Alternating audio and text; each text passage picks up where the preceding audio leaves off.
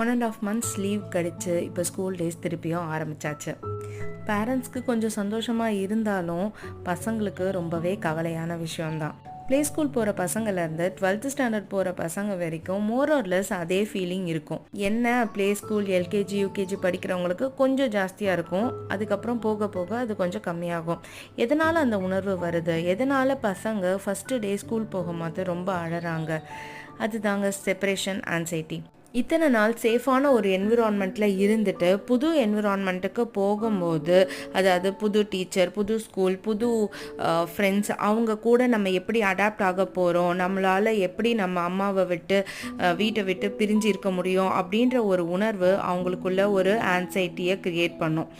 சில கிட்ஸ் நார்மலாக இருந்தாலும் ஸ்கூலுக்கு போயிட்டு மற்ற கிட்ஸ் அழறதை பார்த்து இவங்களும் அழ ஆரம்பிப்பாங்க. பேரண்ட்ஸ் கொடுக்குற கான்ஃபிடென்ஸ்னால சீக்கிரமாக பசங்க அடாப்ட் ஆகிப்பாங்க.